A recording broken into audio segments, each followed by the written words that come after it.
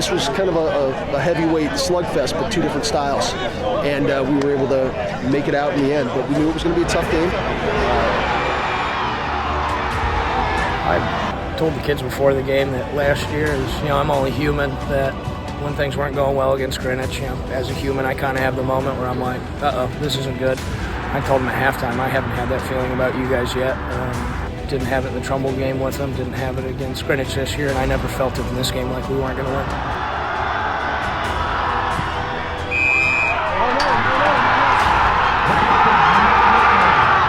It's been a completely different season, a completely different team.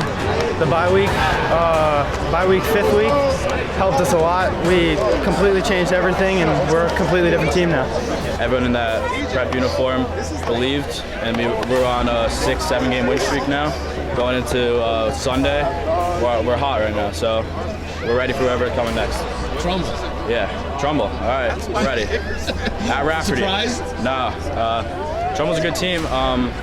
We got home field advantage now, so Sunday's going to be a heck of a day. Hello, everybody, and welcome once again to the Meat Grinder, your weekly dose of high school football in Connecticut. And I'm your host, Ron Patrick Bowley. With me, as always, is Pete Paguaga. Peter, how you doing?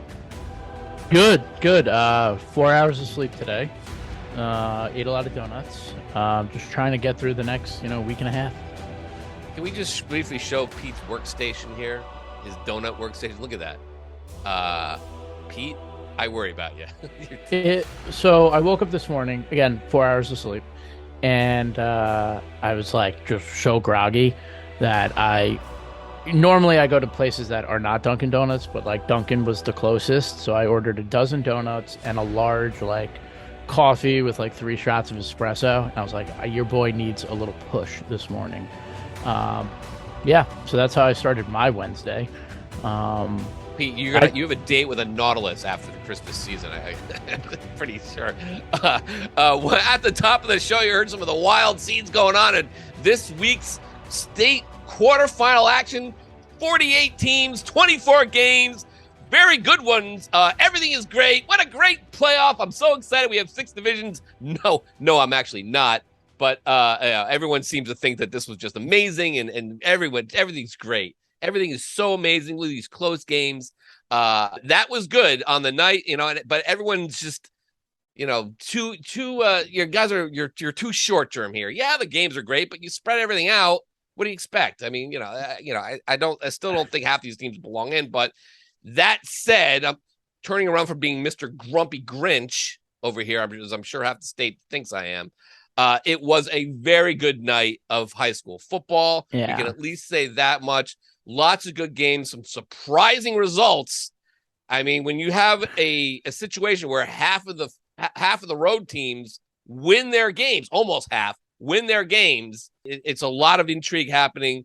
Some unexpected results. 5 of the top 10 teams in the latest top 10 poll are gone. West Haven, our new number 1, which we didn't even get to at the beginning of the week, they're gone. But number 1, Southington, also gone. Number 2, St. Joseph, which got to its highest ranking of the season, they're gone. And then finally, who are the last 2 guys? I don't even remember. Newtown. That's right, Newtown and Staples. Newtown and Staples both go down in defeat.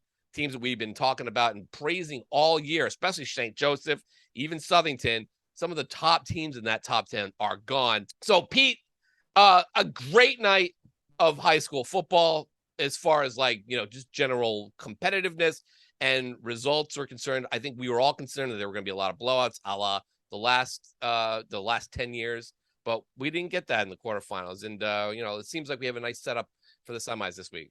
Yeah, Ebenezer. The games, look, they were good. I think in the long term, this might not be the end result. I don't think we're going to have 6 divisions for this long. I think there are other things in work. Some of these games were good, and I think what it really showed across these 6 divisions is which conferences are better. Yeah. I mean, a lot of 10 SEC teams got in.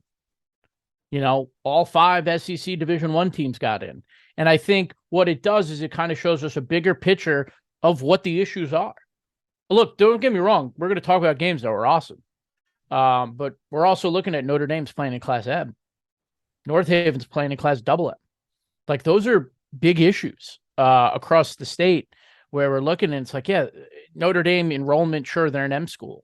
But, let's put our smart people hats on and say that Notre Dame should not be playing the schools that they're playing in Class M. And same with North Haven and Double M. They're both two very well-coached teams. They're two very well-respected programs. Why are they playing schools that are true, maybe kind of fit in that mold a little bit better? And that's what I think these 6 divisions are really going to show us is, maybe there's a power conference, or maybe there's a district model, or maybe there's something that might come in the future, because this isn't it. Yeah, a couple points here I'll make before we kind of move on here. But first of all, the games are very competitive. Number one, part of that is that there's no dominant team this year, period. Nope. Not one. I mean, St. Joe was great early. Southington was great through consistently. Maloney's been pretty great, but none of them have just been, even Greenwich, none of them has absolutely just blown your doors out. Like, wow, watch out for this team. So that's the number one thing. Everyone's like, whoa, look at how great at Double L was. And it was like, well, I'm looking at that Double L. I'm like, and even in Class L, it's so that's the number one. So that's the number thing. There wasn't a dominant team this year, so that might have had a lot to do with competitive. The other thing is, as you just touched on, and we've been talking about this a lot, is that the scheduling in the state is skewed so wildly in certain directions. The CTC teams don't play many teams outside their league, and they play each other, and they didn't do very well. Another ofen, although ATI showed up, but the SEC Tier 1, and it's, as much as it doesn't make sense in a regular season setup that they have to all the top teams play each other, but certainly it does help, because you start to get into a certain game speed. Even if you're losing games, you know what the game speed is. You adjust and you adapt to it. Shelton was 6-4. Cheshire was 6-4, but these teams were all still very competitive in those losses, where you might not get that in other ones. So is it a shock that Cheshire beat St. Joseph? I mean, on the outset it was, but when you really look at it, they had a tough schedule, and it's like, again, it's like dropping the bat in the on deck circle. Yeah, that's where that kind of comes from. I was talking to a coach yesterday, and we were just talking about how there's not a dominant team. I mean, look, you look at last year, Darien was better than everybody. You look in 2019, St. Joe's and Hand were better than everybody. You look at 2018, Greenwich was better than everybody, right? And like, parity is not a bad thing, but when it's not like high level parity, that's where it becomes kind of an issue for me, where it's not like these high flying teams, these great teams are battling it out week in and week out. And I think that just speaks overall to the state of Connecticut high school football. We're talking about putting the all-state teams together. And there were years where it's like, Zach Allen's the MVP. Zach Allen's playing on Sundays. Zach Allen had a sack in the NFL the other day. You know what I mean? And I think that just speaks to the level of high school football in Connecticut, whether or not that's because we had the year off and we're still trying to get our footing. A lot of these kids lost a year of development. Maybe it's that. But it's definitely leveled out. I just don't know if that's a good thing or not. I don't buy the argument that this, because of last the quarterfinal results, that 6 divisions is a roaring success. We're still going to end up with 6 champions, and they're and to compare it to the other states, they're just as batty as we are. But Massachusetts is a case study in what we shouldn't do, because they got rid of Thanksgiving, and now they're in this limbo where it's like they play Thanksgiving Day games, and then they resume their championship weekend. Like, that's not what you want to do. Do you want to create better opportunities for teams that work hard and get it? Yes. But the real issue is the scheduling. You have to do a little bit more equitable scheduling in the state. We need to reorganize ourselves, because right now it's the Wild West. You have, alliance pairing guys just kind of like, almost like, fans. What's that? Like fans. Yeah, like fans. Like, oh, this would be a great matchup. Oh, they're an MM and this is an L. Let's put these 2 games together. They're halfway across the state. We gotta get like matchups. No, let's find guys in a regional setting and do it that way. But this is not a 6th division rah-rah, like this is great result. It was a great night, but I just think it's a lot more spread out, and there's just no dominant teams this year. I mean, you said a few of these teams, like it's just all about matchups, and it's all about some of the leagues where you come from too. That's a whole big part of it as well. I mean, if we added another 6 divisions, we'd probably even make it even more competitive if you really want to get down to it. But anyway, so all that said, it was still a very good night, and I'm anxious to talk about some of these games here and make a few picks. What we thought what really was great, and what we thought was just completely shocking, and away we go. Let's start at the bottom, Pete, in Class S. Number 1 Ansonia defeated number 8 North Branford 43-13. David Cassetti ran for 3 touchdowns and caught an 11-yard TD pass from Chris Kaminsky. The Chargers move on to the semifinals for the 16th consecutive season. On the other side, number 4 Woodland defeated East Catholic easily, 35-0. On the other side of the bracket, number 2 Bloomfield defeated Seymour 42-21 to advance to the semifinals. And on the bottom half, number 3 Holy Cross getting vengeance for their loss last year, their overwhelming loss last year to New Fairfield, beating up the Rebels 42-36. Marcus Campbell had a big game for them. He caught a first quarter touchdown pass and then ran for over 200 yards with 4 second-half touchdowns as they actually had to rally to come back. The big news out of that game, though, was the loss of Tom Leegey to a broken leg, which is just a big loss for the Crusaders. They now advance to play Bloomfield, and they would have needed him in that game.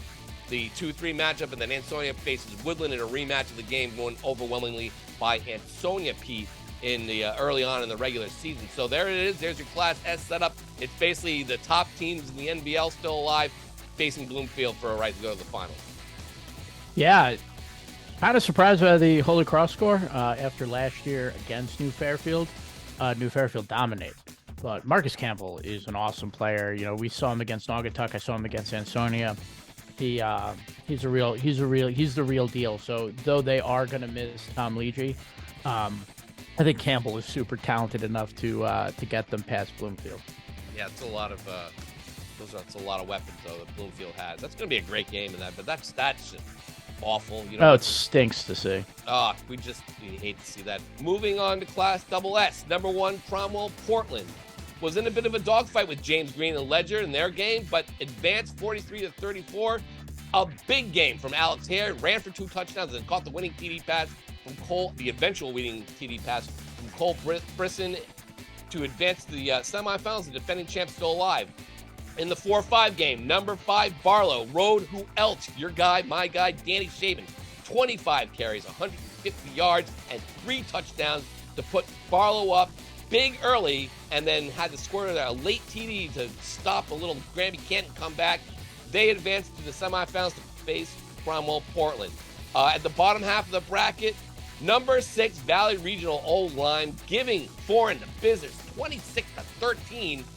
The star of that game was Jacob Rand, scored on a 26-yard run in the second quarter, put him up 13, and then ran an interception back 50 yards to put the Warriors into the semifinals, 26-13 over Foreign. I'm shocked by that result, but hey, great job by them. In perhaps the most stunning result of the night as far as margin goes, Gilbert Northwestern, Freddie Camp and the guys just demolishing Wyndham, our darling team. Wyndham 34-0 on the road, I should say, at E.O. Smith. Camp ran for a couple touchdowns and caught a long TD pass and returned an interception for a touchdown. He was everywhere. What a performance by him. They will now face Valley Regional in the semifinal. So that's it. You have the lower seeds winning there. They're all advancing except for Cromwell Portland, the only high seed to get out of the first round, Pete. Yeah, you look at that semifinal, and you got, obviously, Cromwell Portland's the defending champ. They got dudes. It's nice to see Alex Hare back playing well. Yeah, what a great game. But, you you look at Barlow, Danny Shapen. You look at Gilbert Northwestern, Freddie Camp. You look at Valley Old Line, D'Angelo Jean-Pierre. Those are 3 of the better overall all-around playmakers in the state, having their teams with the chance to go to the finals. And, one of them might be holding the plaque at the end of the year. Yeah, absolutely. Just quickly on Jacob Rand, he's kind of in D'Angelo's shadow a little bit, but no has been very good and probably has even better stats than D'Angelo if you really look at it. But this quote by him was kind of very funny. Most teams thought we wouldn't do anything. They thought we'd be 1-9. We finished the regular season 9-1. We're the underdogs in this, and maybe all right. We didn't pick them, but that would be more. I would have thought that would be Tom Drew saying that about Foreign as kind of a eulogy to his team's season. Nobody thought. I mean, they clearly, no one from Valley read my season preview. Yeah. Because that wasn't in there. But no, we did not pick them. So look, if they want to use that as motivation, more power to them. Yeah, absolutely. In Class Double N, Pete, your boys from Berlin got everything they could handle and then some from Brantford. They were tied 7-7 at the half. But then in the second half, Luke Magruder kicked things off with a 56-yard touchdown run, and they just finally started to pull away from Brantford in a game that you were this close to picking this week. They go on to win 35-19, but nice job by Brantford, kind of showing Berlin they got a long way to go if they're going to win a state championship here.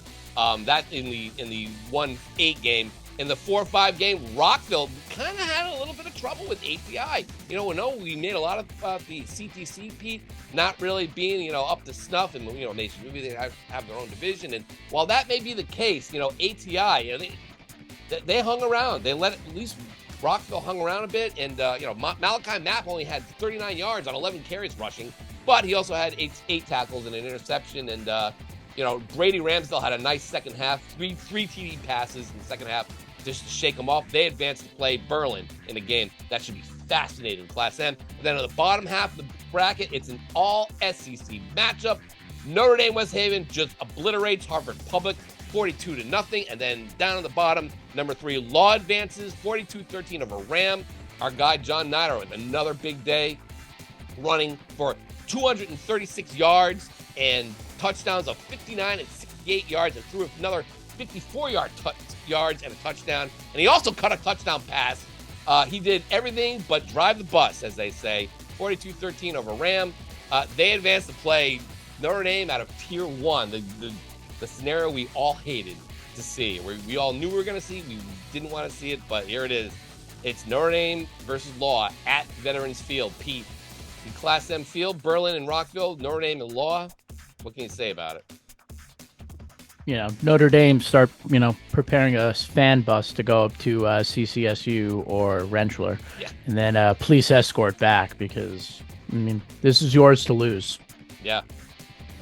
I'm anxious to see if Nider's going to have a little bit of a game here. I'm kind of hoping that Law shows up and makes something. He's a stud. John Nider is an absolute star. But we talk about different speed. It's a different speed. Different speed, Tier 1 to Tier 3, remember. Yeah. So that'll be tough for Law, but we'll see what happens there. Moving up to Class Double M, the upside down division. This is where all of the other two CTC schools were. Thames River had no answers for North Haven as we thought, 50-0. Wilton was in a bit of a dogfight. The SMSA, your boy Danny Hernandez, those guys showed up. That's a Pequot team, SMSA. The number 8 seed, Wilton, the FCI team, wins despite it, 13-6. In the other side, Northwest United, great season, 10-0, facing number 7 Massac, 46-6. It was no contest. The Panthers move on to the semifinals, and then finally in the what did we do to deserve this game? Number 3 Killing was a surprisingly easy victory over number 6 Weathersfield, 34-13. Soren Reef had a massive day. The ECC D3 Player of the Year ran 28 times or 156 yards and a touchdown, and threw a 44-yard option TD pass to Ben Jacks.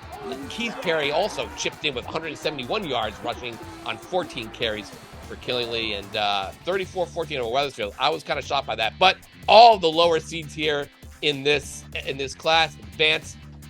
No shock there. No, I'm intrigued by this semifinals. Wilton, an FCI team, North Haven, SEC Tier 1 team, so I think that's a pretty solid matchup. Good semi. You got Massac. Yeah, you got Massac, who's a good SWC team, and Killingly, who has avenged that loss to Wyndham by just decimating opponents on its way to the semifinal. It's intriguing, but quarterfinals in this, I mean, the biggest thing that stands out was SMSA, and hats off to Kevin Quinn and the coaching staff up there. They got their team ready. You could call it rust on Wilton. They didn't play in 3 weeks, but to come out and go down by lose by 7 is that's impressive. Shout out to Thames River. They allowed 69 points this year. 50 of them came against North Haven. Yeah. Listen, good job, CIAC. Yeah, listen, this is a CIAC thing. They continue it. I mean, it's a scheduling and a CIAC thing. A proper schedule would have fixed this. I am with our colleague Jeff Jacobs when he says that there should, and a lot of coaches have said this everywhere. A lot of coaches love the 6 divisions. I hate it, but they're all right about one thing. One of these divisions should be a tech/co-op division, in my opinion.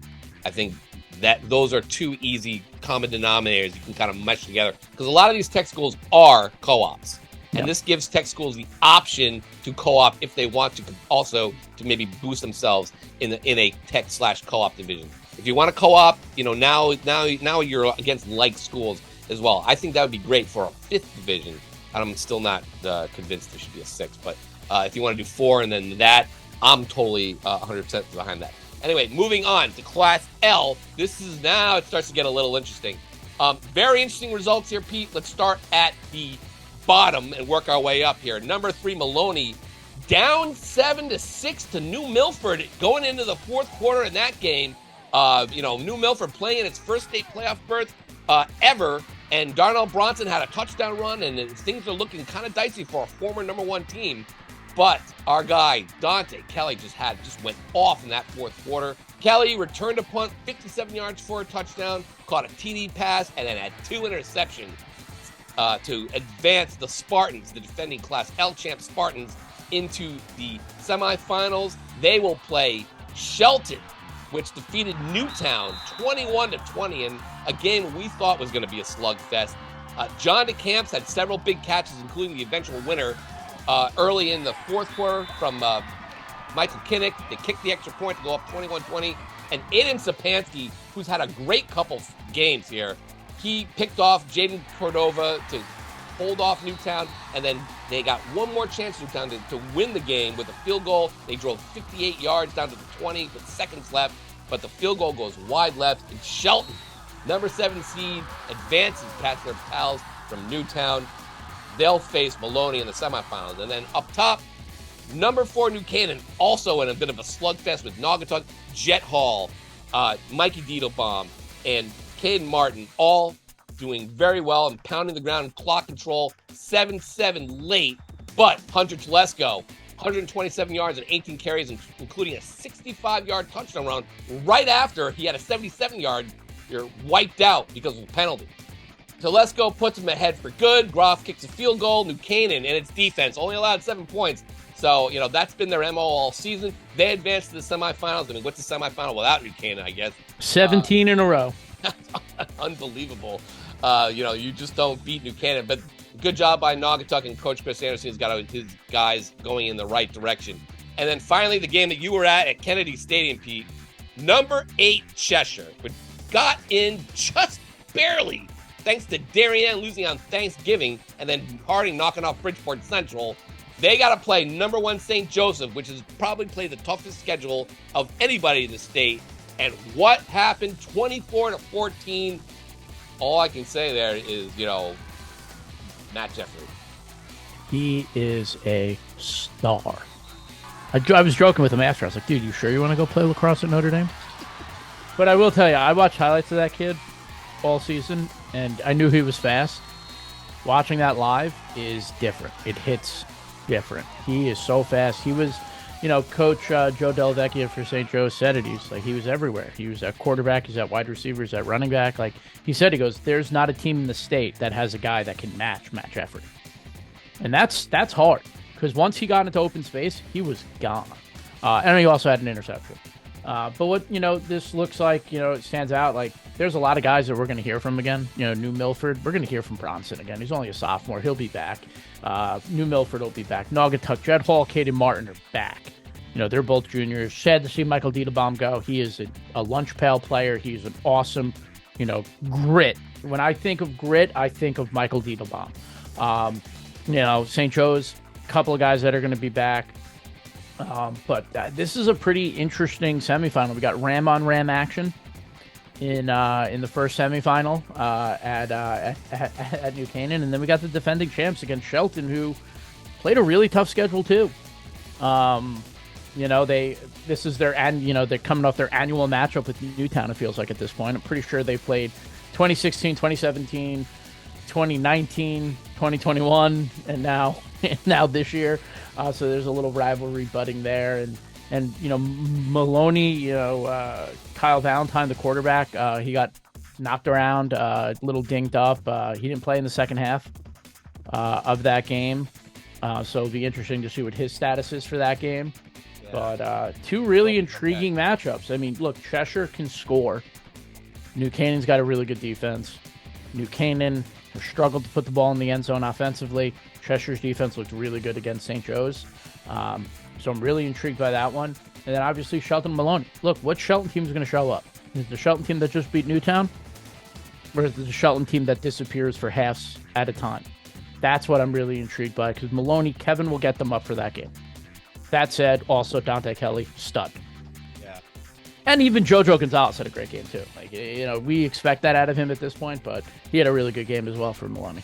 Jeffrey, I saw early on in that Southington game that how good he was, and then he scored two touchdowns late, but Southington did a nice job handling him. I'm just shocked that the rest of Cheshire looked pretty lethargic in that Thanksgiving game, actually getting off the deck and knocking off one of the top teams, the number 2 ranked team in the state. I mean, what happened with St. Joseph? I thought, they had a great start to the season, and then they kind of did they tail off? They kind of tailed off as a group. I mean, I know they didn't play any great teams, and maybe they were just kind of biding their time, but they took their sweet time, kind of beating trouble, and just an uncharacteristic exit. Well, it was interesting, and we'll talk about it a little bit later, but St. Joe's had the lead at half.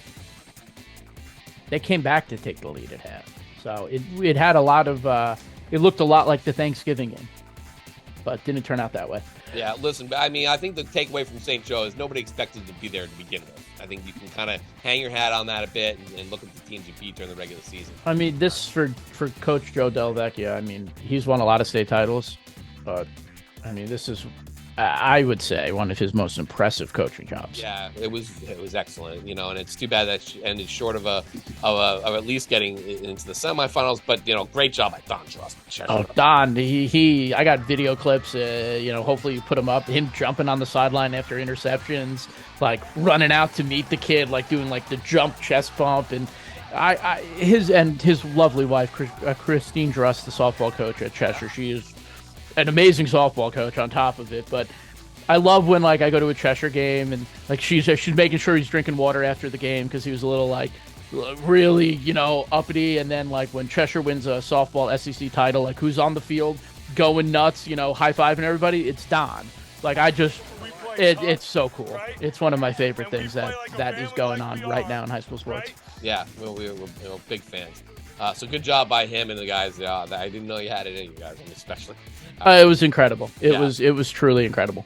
Moving on finally to the Class Double L tournament. Some wacky stuff going on here. Let's start off at the bottom. Number 6 Glastonbury, Jack Patron and the guys with another stellar. They've been waving their arms saying, "Look at us over here. Look at us. We're like, what? You haven't seen anything." They knock off number one ranked, or former number 1 ranked West Haven, 17-7.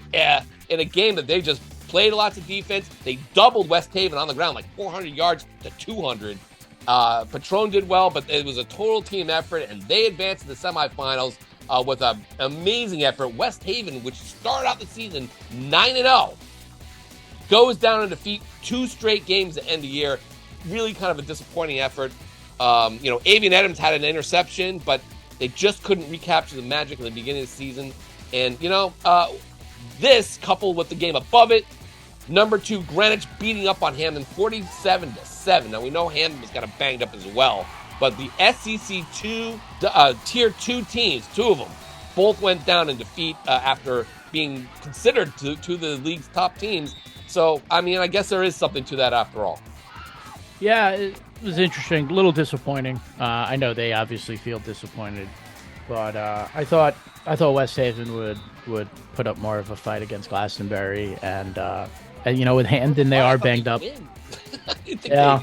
I didn't think some of the some of the Fairfield Prep guys were like, "Oh, I knew they were gonna lose." And you're like, "Really?" And I guess they saw something in that West Haven performance on Thanksgiving night, the night before Thanksgiving, where West Haven really didn't show up in that game either. Yeah. Listen, great job by Glastonbury.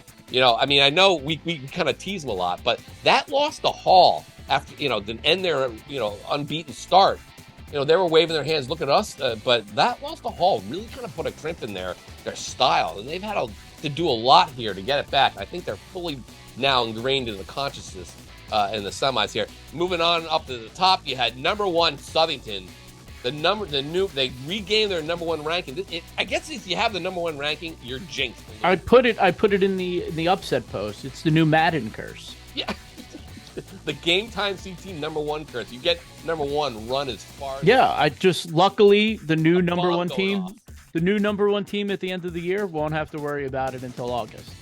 What happened to Southern? Well, with Rowan Johnson out with a shoulder injury, Trumbull, which looked like it was going to be dead in this game. They should have beaten St. Joe the week before, as you pointed out. Mm-hmm. But this time, Jonathan Hall, 232 yards rushing on 33 carries and 5 touchdowns. Rowan, who? Touchdowns. A massive day on a game where he kind of ruined Lincoln Coast's last game. He also had another good game, a great game. 4 touchdowns, but the Southern could not stop Jonathan Hall. Maybe Trumbull just decided, we're just going to go down, just pounding the rock here. And sure enough, 203, it's just an amazing. Well, it's incredible because they were up big in that game. They were up 20-7. Yeah. And then all of a sudden, I'm checking Twitter. I'm like, wow, really impressive by Trumbull. And then all of a sudden, Lincoln Cardillo shows up, scores 3 straight touchdowns. And I'm like, it's Thanksgiving all over again. But they were able to rally and come back. Jonathan Hall's a junior. So is Rowan Johnston. I think Mars might just stick Johnston at quarterback and just run the option next year. Or wing? Are they going to run the single wing?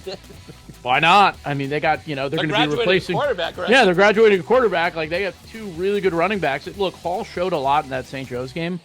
He was in that game. He wasn't able to get to the next level to, break free for big gains.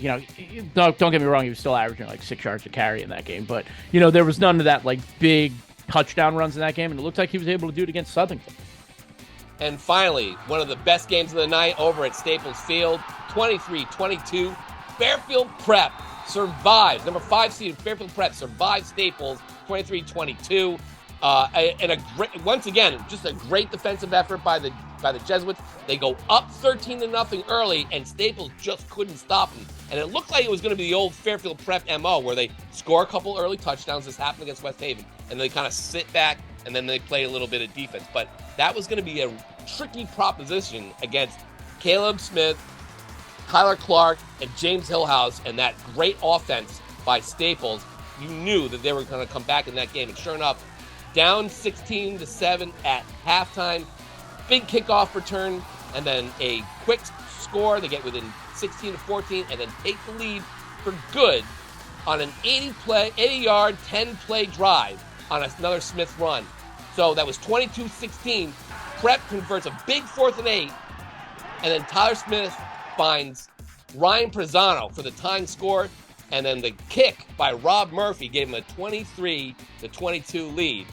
They had a big pickoff by Emmett Derby on Staples' next possession, but then the Wreckers get the ball back on the 3-yard line with just under 3 minutes left, and they drove all the way down to the Fairfield Prep 12, converting a 4th down, and then you thought that this was going to be just like Greenwich all over again, where they're going to tie or they're going to go ahead late.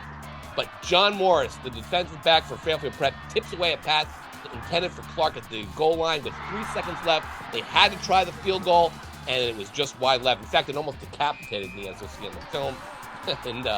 But Fairfield Prep with this, they survive, and now they get a home game playing Trumbull for the first time ever. Their schools are so close together, they have never played. Fairfield Prep was in the old NBAC, and then joined the SEC when that happened. Trumbull, Jerry McDougal was never a big Fairfield Prep fan. Earl Lavery, those guys did not get along back in the old days, and it's one of the reasons why Fairfield Prep is not in the FCAC. A lot of guys did not want Fairfield Prep to be in the FCAC because they took all their players, or they recruited their players, or whatever the criticism was. Now you have this big matchup at Raftery Stadium in the semifinals, which is going to be just fireworks, Pete. Yeah, I hate Rafferty Stadium. Oh yeah. Oh, actually, I like the stadium. I hate the field. Yeah. Like, this shouldn't be the place for a semifinal game. And Fairfield Prep's earned a home game. They 100% have earned a home game. Don't get me wrong. It's a state final game. CIAC's moved games for other reasons. I think I'm not saying that they should move it. I just feel bad that they're going to have to play a semifinal game here. That said, I think it's a really good game. I think Trumbull's playing with a little bit of some swagger right now, knocking off the top team. Now, remember, Trumbull and Staples played a really close game earlier this year where Tyler Clark scored a touchdown late in the game to take the lead, but they scored I think it was 4 touchdowns combined in the last 2.5 minutes of that game. So I think this one's going to be awesome. Yeah. And then down in Greenwich, obviously, I think we expected Greenwich to be here. They're a really talented team. They were the number 1 team in the preseason. I think people forget that. And then Glastonbury. I mean, this is it. Waving your hands, wagging your finger at us on Twitter. Thank you for putting your max prep stats up finally. But this is your moment. This is the moment where, you'll have a shot to really, leave your mark on the state, even in a loss. Yeah, this is it for Glastonbury, guys. Show up. This is it. Greenwich, like you said, not a dominant team in the state this year. But Greenwich is pretty consistent when you get down to it. They're one of the most dominant teams that are left.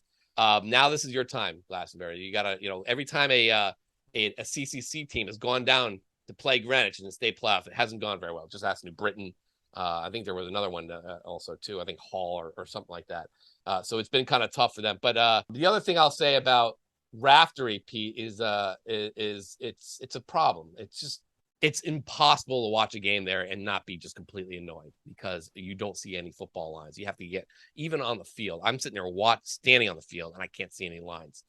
It looks so weird in highlights when you're looking and you're like, the kid raises his arms and you're like, wait, did he cross the goal line? And you have to look to see where the post is.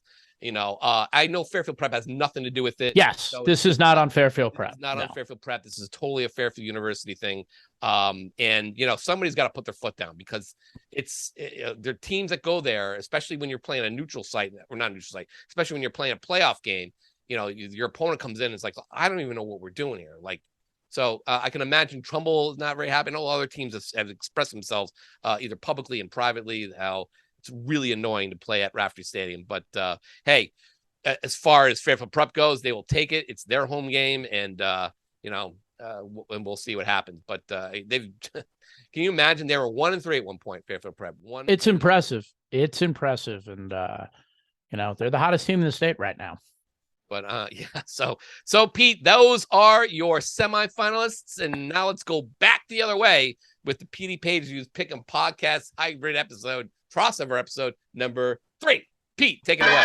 All right, just quickly going through the quarterfinal results. Dave Stewart led the way at 19-5. Sean Barker went 18-6. You, me, and Fornabayo went 17-7. Erickson went 15-9, as did McNamee and Morelli. Brecklin went 14-10, and the 8-ball went 13-11. Looking quickly over at the overall standings, Dave Stewart leads the way by one win.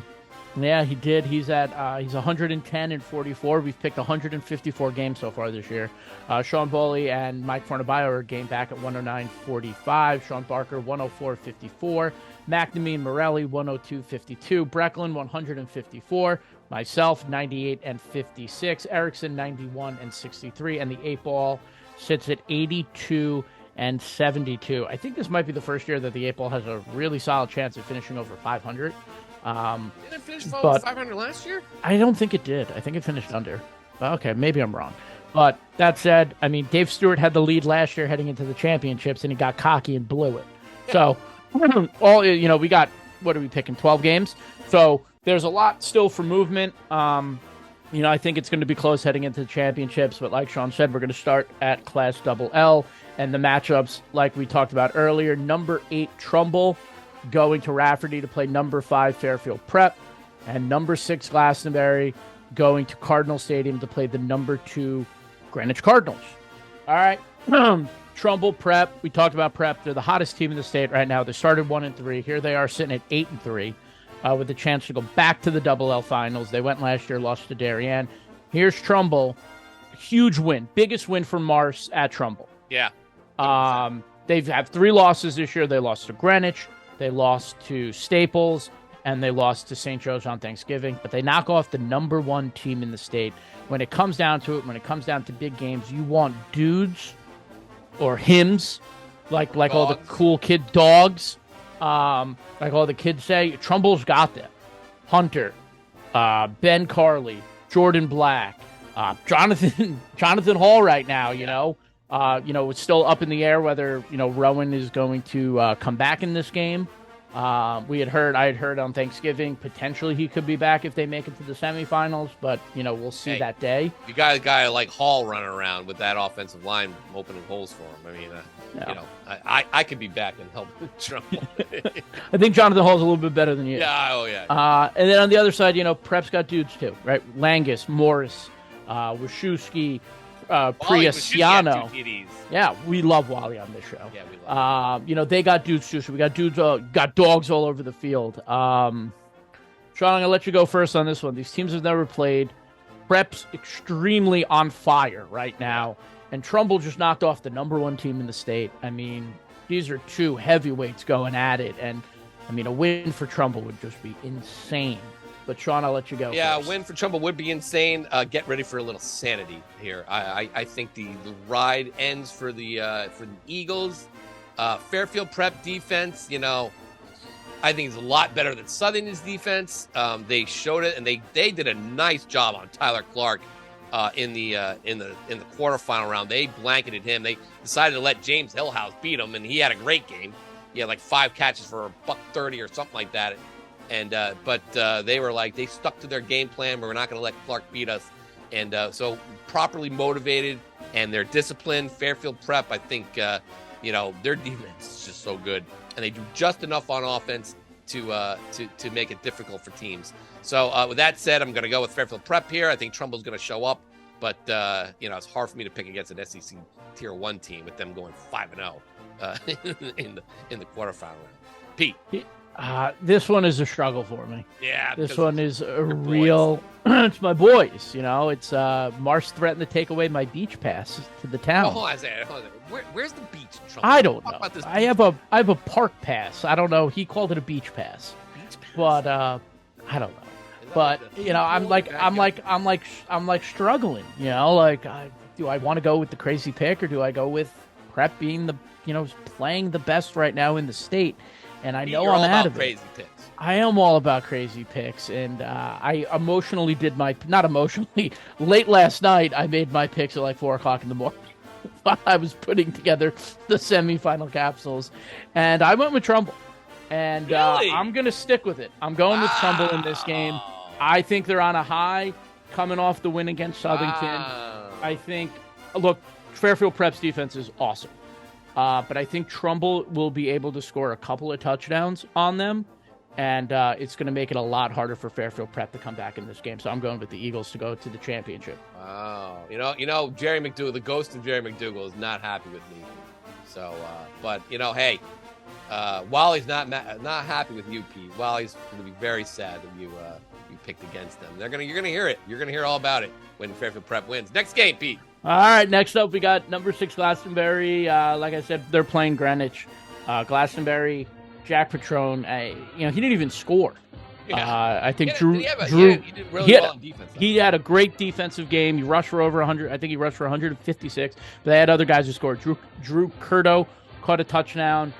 They held a really fast, athletic, really good West Haven offense on the ground. They limited them. They still rushed for 200 yards, but they definitely limited them. Then you look at Greenwich. Greenwich, again, dogs, dudes. They got, if it's not Konigsberg running the ball, it's Vaca, I can't pronounce his name. Vamalakis, George. They got guys. Charlie Dixon is becoming one of the best receivers in the state. Yeah. James Walgrim is still there. Dom DeLuca is still there. And, oh, by the way, Jack Wilson's still throwing the ball. Yeah. Don't forget your boy Galetta. And my boy Griffin Galetta. All right, he's just a maniac on defense. Or is Logan your boy? Which one's your boy? Oh, they're both my boys. Okay. I got a lot of boys. I got a lot of dogs. Do they know this though? Yeah, if they listen to the show, they do. But in this one, look, Glastonbury, this has been a great ride. You have shut us up numerous amount of times. Jack Petrone, you've had an amazing senior year. There's going to be a lot of postseason accolades for you. Pete is going to your game. I am going to this game. Well, I think that could change. Now you got to show out. Well, yeah. But if he goes, you got to show out. Yes. But I'm going to go with Greenwich in this one. I just think they just have too many talented players all across the field. Pete, I'm with you. Greenwich, Glastonbury, we'll find it a lot more difficult in this one than they found in West Haven. I mean, great season, and they're going to hang their hats on some pretty big wins this year. Maloney, West Haven, not Greenwich though. We'll go with the Cards. Going to the Class L, we got number 8 Cheshire going to New Canaan to play the number 4 Rams. Like I said, Ram on Ram. And then in the other matchup, we got number 7 Shelton going to Falcon Field to play the number 3 Maloney Spartans, the defending Class L champions. But we're going to start in the other matchup, the Cheshire Rams versus the New Canaan Rams, red and white all over the field on Sunday. I was so impressed with Cheshire. I really was so impressed with Cheshire on Tuesday. Obviously, we talk about Michael Jeffrey Gonzalez. I mean, he is such a tough player. Evan Russo on defense was just disrupting Will Singwall in the pocket, making him run all over the place. And then you got New Canaan. New Canaan's defense is incredible. We've talked about it so many times. Matthew Salamini, Walker Blair, A.J. Bell, Ty Groff. Look, kickers are people too, man. And Ty Groff is a weapon. And, having him and Hunter Telesco obviously had a great game. He rushed, for 150-something yards on 2 plays in a row, but only 62 of them counted.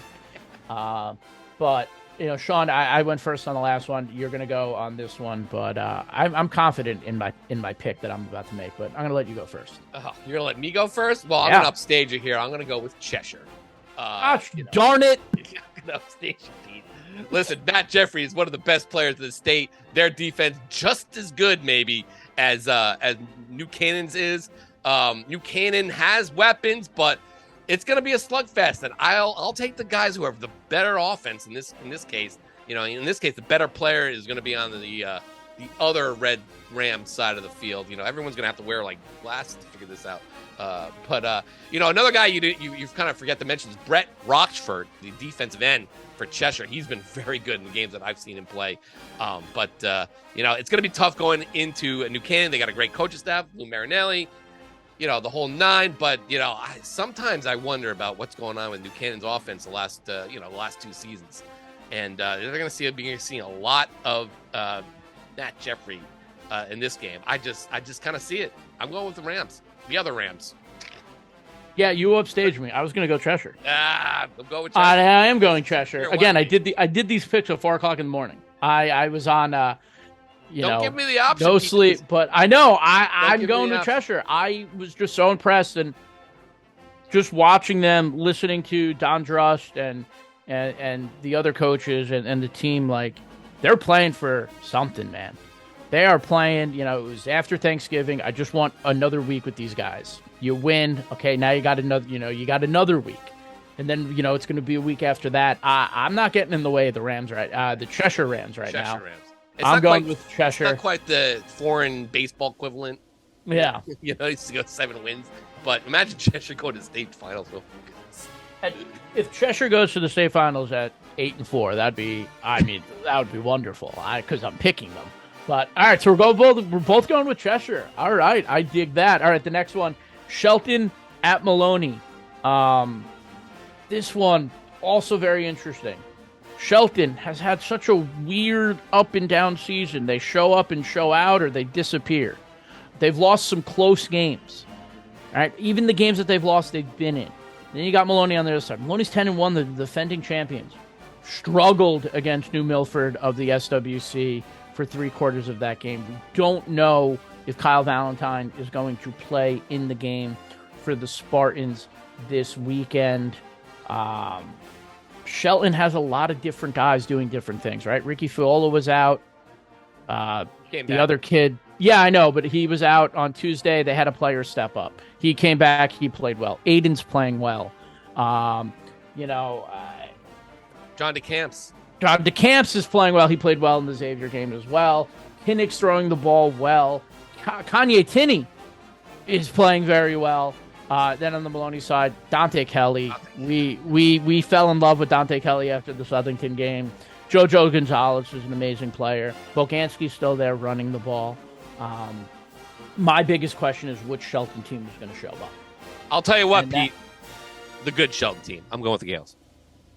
God, you just upstaged you again. You upstaged me again. I was setting it up perfectly to go Listen, with Shelton. We got so much crap from Shelton of all the teams we picked against. Glastonbury came after us, but nobody came after us harder than Shelton. You got Mike DeFelice sending us text messages with a little smiley face. He took shots at us in the postgame. I mean, yeah. Yeah. I mean, it was wild. Justin Steno, the DC, killing us, sending us back our picks to us. I know Shelton's just... they're dying for us to pick against them here, but it's not happening, guys. I'm going with the Gales. Yeah, I'm going with the Gales, too. Sean just stole my amazing setup, but I'm going with the Gales as well. All right, we're going to go over to Class Double M, and we have the matchups are in Class Double M. We have number 8 Wilton going to North Haven to play the number 5 Nighthawks. Then in the other matchup, we have number 7 Massac. They are going up to the Rhode Island border to play Killingly, to Dayville to play Killingly. They're the number 3 team in Class Double M. We're going to start at the top. Wilton, 19 days off. Barely got by SMSA. Hats off to SMSA. We talked about it. Great season for them, but it leaves you wondering, okay, Wilton, I think hopefully that was rust, because now you're about to run into an absolute buzzsaw, and you're going to have 4 days to prepare for an offense that you probably haven't seen in 3 decades in North Haven. And, man, did the Nighthawks give it to Thames River. 50 points, 50-0. 7 different Nighthawk players scored in the game. Our boy, Jeff Karavis, big game. He had a great game. He had a great game on Thanksgiving. Adam Pandolfi. They got dudes. They got guys. They got dogs. They're getting Wilton. Wilton, this is a whole new team. I mean, yes, they're 11 games in, but this is a team, not a lot of playoff experience, if any playoff experience. EJ coached in the playoffs, obviously, in 2019 when they got there. But the SMSA game just really leaves me questioning, Are you picking North Haven? Yeah, I'm going with North Haven. All right, I'm going with the Nighthawks. There it is, Sean. I'm going to go with North Haven. You're going with North Haven, too? Let's go, Pete. I'm going with North Haven 2, single wing all day, every day. They're going to get back to the final for the first time since the last time in 2015. That should be fascinating, but, SEC Tier 1, baby. Let's go, North Haven. Well, and the last time North Haven got to the finals in 2015, New Canaan was waiting on the other side. It won't be the case. It will be either Massac or Killingly. And there you go. You got an SWC team from Massac who likes to throw and move the ball quickly. Jason Champagne, Dylan Jackson, the Walker brothers, Ryan Fideli. They got guys. Killingly, who are you going to give the ball to? They're going to run, and they're going to be aggressive up front, and they're going to try and dominate the line of scrimmage. Killingly has rallied after that loss to Wyndham, just straight up dominating opponents. That said, this one's kind of a toss-up for me. Sean, who do you got in this one? Wow, this game is really tough. I love everything about Killingly. I think, like you said, they got the guys. They got the guys up front. They got the big, beefy linemen, running the ball. that they're going to have to do a lot of that and keep away ball control because Masick, as we've seen all season long, can score and score quickly. Jason Champagne, Dylan Jackson, all those guys. I have a hard time seeing Killingley face anything like Masick, and being able to slow them down. I'm going to go with the Panthers here. I'd say Masick. I think Masick advances. It'll be a tough game, but I keep thinking back to last year's Brantford game Killingley played, and Killingley had a really good team that went on to win a state championship, and Brantford had every shot to win that game. I think it's going to be a really similar spot here. Masick's from they're a blue blood Masick. I mean, Killingley's kind of a blue on the cusp of being a blue blood, but they're a little bit out of their element here as a school of choice. They're really an S school. That should be maybe at double S. But, in double M here, facing Masick, I'm going to go with Panthers. Oh, you stole my thunder Again. Well, Killingley has been to 7 straight semifinals. Yeah. This is their 7th, so, I mean, that's incredible. You want to talk blue bloods, it's definitely been the last decade. Yeah. But I'm going with Masick, too. I think this is a speed that maybe Killingley hasn't seen before. And yeah, like you said, that Brantford game, it's still ringing in the back of my mind as well. Brantford was a couple of, bounces going the other way to go into the championship. All right, we're going to go over to Class M. The matchups are number 4 Rockville going to Sage Park to play the number 1 Berlin Redcoats. Then in the other one, we have a clash of SEC teams. We got number 3 Jonathan Law out of SEC Tier 3 and number 2 Notre Dame West Haven out of SEC Tier 1. We're going to start at the top. Rockville, Berlin. Rockville went to the Class M finals last year. Berlin's last time in the finals was 2018. Rockville played Killingley in that Class M final, and Berlin played St. Joe's. So lots changed in those last couple of years. 3rd straight year for Rockville going to the semifinals with the chance to go to the finals for the 2nd straight year. Rockville took a little longer to get going against ATI than a lot of us would have liked to see. And Berlin, I think they were tied with Brantford at halftime, 7-7. 7-7. Took Berlin a really long time to get going. A little surprised. I wanted to do this last week, but I didn't. I'm going with Rockville. I think, Coach Knickerbocker, I think he's one of the best coaches in the state for what he's done at Rockville the last couple of years. And, they're doing a great job over at Berlin, and they have a really good team, but I'm going to go with Rockville. I'm going to try and spice it up a little bit. I am not going with Rockville. I'm going to go with Berlin, Pete. I think they have lots of weapons here, and I think they get sufficiently scared. If they thought maybe that they're going to cruise to the finals here, 5-5 Brantford. Well, that 5-5 Brantford team plays in the SEC, which is a really good conference. The Pequot, not quite SEC level, though Rockville, very good. Malachi Mapp, very good. They had they had a nice game. I think it was more of like maybe Rockville just wasn't a little bit in sync against ATI because ATI was really never in that game, let's be honest. It just offensively, they just couldn't get anything going. I think ATI played very much better than they thought. But I'm going to go with Berlin here, Pete. I have more faith in you in the Redcoats. I know you're a Redcoats hater. So, and just death taxes. And hope death tax. You're death taxes and picking against Berlin. And put that on a shirt. And I know they think I'm against that with my Notre Dame state championship pick. But hey, I'm going to go with Berlin to get to the final. At least they're going to get a chance to play. Yeah, which is kind of spoiling my next pick. But go ahead. Well, that's what I was going to say. Next one, Law Notre Dame.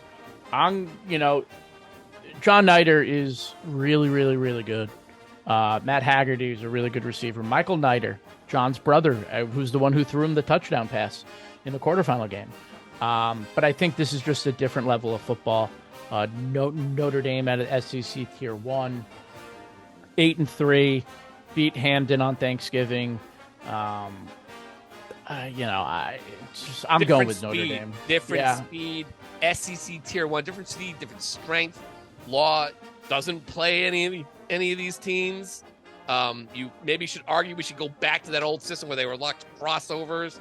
Instead of playing these equal size, alliance games, not doing Law any favors. Nider is great, but Notre Dame West Haven arguably shouldn't even be here. The CIAC won't move these teams, even though they're they want them to do well before they move them up. They're using the success rule, which I think is a cop out. It's you mean the St. Joe's rule? Yeah, it's this. Let's get St. Joe out of Class S. Just give the Catholic schools, they should never be playing anything lower than L. Period. You want to put the small Catholic schools in L and the large Catholic schools in double L? Go for it. But what is Notre Dame doing here? It's not even. They're going to win the state championship. I'm picking the Green Knights. All right, we're going to go mark it down for the next thing. You already know. You know where I'm going. If Notre Dame doesn't go, then that's that's on them.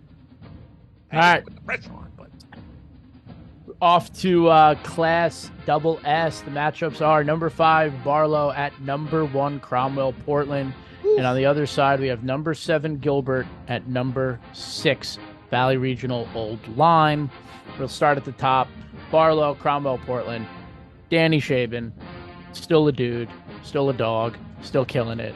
Over at Cromwell Portland. I mean, this is a good majority of this group won a state title last year. Went into Ansonia and thumped the Chargers on their, wasn't their home field, but it was, right? They played at Derby. Cromwell dominated. This is a team that knows how to win championships, a coach that has won a championship, an excellent coach in Randall Bennett, and they're running into Danny Shaben. And I don't think that they've seen an athlete like Danny Shaben this year. Though I do think their defense could try and take him out of the game, focus on him, try and let other players beat them. That said, I picked them all the way in August, and I'm sticking with it. I'm going with Barlow. I picked Barlow to win double S, and I'm sticking with my pick. Yeah, this is a tough spot for Cromwell Portland. Alex Hare being back is certainly a big help. When you say that they may have not have played an athlete like Danny, I would argue that they played D'Angelo Jean-Pierre, who's not quite the run-em-over breakaway speed type. He's more the shifty type than breakaway speed, but they certainly know the type of athlete. Danny Shaven is definitely a little bit more of a bowling ball than D'Angelo Jean-Pierre. This is a very hard pick for me. I mean, dynamically, I think Cromwell Portland's got a little more weapons. They were in a bit of a dogfight there with Ledyard. But it's going to be on a grass field, so maybe Shaben's slowed down a little bit. They're letting the grass grow? I don't know. I mean, maybe that. Then Cromwell Portland doesn't really. They do rely on some speed, but an SWC team playing a Pequot team. I'm gonna go with Barlow. Pete. Last second, I can't see an SWC team in this spot. Losing. I mean, Cromwell Portland's had a great run. I think a lot of people have said that they're not quite the team they were last year. A lot of the same players. No Teddy Ballgame, no Owen Brunk there. But I think this is going to be a classic. I'm debating whether I should go to this game or not. But it's going to be classic. I just think someone said to me that Barlow's going to win the state championship here. I don't know about that, but at least they'll get to the fun. I said Barlow was going to win the state title. Well, a coach did. A coach agreed with my assessment. No, he just made his own assessment. Pick Barlow, yeah. You pick Barlow, I pick Barlow. That's a tough one. I mean, no, it's going to be a great game. Watch Cromwell Portland go, all right, yeah. Oh, yeah. You picked one. All right, the next one in Class Double S, we got number 7, Gilbert Housatonic. Gilbert Northwestern. This is Gilbert. What a division this is. Go ahead, Pete. Sorry. Oh, the last matchup we have number 7 Gilbert Northwestern Housatonic going Berkshire to Deep River to play Valley Regional Lime Old Lyme. That's a lot of characters. We're not going to be able to fit any of those in a headline on our website. Right, there are 5 schools in this matchup. Oh my God, so many schools. Gilbert, the biggest shock, I think, in the first round, by just how dominant they were, beating Wyndham 34-0. Freddie Camp, we talk about him all the time. Freddie Camp is awesome. He is so good. He did everything. I think he had an interception return for a touchdown. He had 2 rushing touchdowns. I think he had a receiving touchdown. He's a baller. And Valley Regional, Jacob Brand, Jean-Pierre. We talked about Valley at length on the show previously. Gilbert has never been to a championship game. Actually, Tuesday's win was only their second playoff win ever. The other one coming back in 2010 when their quarterback was by the name of Bobby Lippincott. Oh, yeah. He went to Southern. And Valley last championship was 2014 when they beat Ansonia to win the state title. Chris Jean-Pierre. But Chris Jean-Pierre and Tim King is the coach. I am really torn on this game because I think there's a lot of talent across the board. And I think we slept on Gilbert way too much. I think we gave Wyndham a lot of credit that they deserved, but I don't think we gave Gilbert any credit. And you look back at their schedule, they played in Division II of the NVL, but they played well against Ansonia. They played well against Naugatuck. Right. And I think Freddie Camp's the best player on this field. And I'm going to go with Gilbert. My registered citizen bias is coming through. I'm going with GNH to go to the finals, to have a rematch against Barlow of the 2013 quarterfinals when Jack Shaban was the quarterback at Barlow. Wow. I'm going to go with Valley Regional Old Lyme, D'Angelo Jean-Pierre, Jacob Brand. And there are a lot of guys up front that we don't mention, but I picked against them, and they showed Foreign what for, and that's impressive. I know Foreign's SEC Tier 3 is not exactly SEC Tier 1, but still. Pequot team beating any SEC team is pretty good. And the way they beat them, 26-13, that was no joke. It wasn't like a 21-20, kick or something like that, separating them. That's impressed me enough. I like the matchup. I think Freddie Camp goes off again. They're going to have a hard time, but I think they have the athletes to at least keep up and win the game. I'm going to go with Valley. All right, we're going to go to Class S, the final of the 12 semifinal games that we're picking. We got NVL Invitational. This is for the NVL Championship. This is like a TV show. It's the NVL Invitational, guest starring Bloomfield. Yeah. All right, Bloomfield it's like Bloomfield's like the fan contestant. See how you do against the rest. All right, jump in there. So wild card. All right, the Class S matchups are number 4 Woodland at number 1 Ansonia. They played earlier this year in a rematch. This is a rematch they played earlier this year. And on the other side, we have number 3 Holy Cross at number 2 Bloomfield up at Phil Rubin Stadium. All right, Woodland, Ansonia. We've seen this before. All right, we already saw this game. David Cassetti's still good. Malachi Ingram is still good. Chris Kaminsky is still good. I'm going to make it easy on our listeners. I'm going with Ansonia. I'm going with Ansonia, too. I'm going to hold to my position from last week. You never pick against Ansonia. Even when they're maybe down, you just don't pick against them. 100 times out of 101, you're gonna be rewarded for that. I'm going with the Chargers, too. They get to the final. All right, and then the last one we got, number 3 Holy Cross going to Bloomfield, number 2. Bloomfield's the Kerr brothers, Darian Foster. I mean, you've talked about this team at length on this show, and then on the other side you got Holy Cross, who is going to be down Tom Leegee, one of the best players in the NVL. Holy Cross still has some guys, Campbell, Collette. They got dudes. Rowan Maldonado is still there playing linebacker. Yeah. But I think the Leegee injury is too much for them to overcome. I know that they don't like me up at Warhawks Nation, but I'm picking Bloomfield again. That's 2 weeks in a row. Oh, wow. That means, that's heavy. That's a big moment when Pete picks you Bloomfield. I'm going with the Warhawks, too. Marquise Campbell is great for Holy Cross, but his speed, there are a few of those guys on Bloomfield, and I think he'll have a game, but I think they'll be up to the challenge of defending him. I mean, they did a nice job against Chili White and Windsor, remember, in that game. And I just think Bloomfield's just a little bit more explosive when it comes to their guys on the offensive side. It'll be a track meet for sure. I was really impressed with Holy Cross's win over New Fairfield. And if they had Leegee, maybe I probably would be picking them. I just think they're a little bit more of a well-rounded team. But I'm going to go with the Warhawks, and we're going to see that coveted Ansonia Bloomfield matchup for the NVL overall title.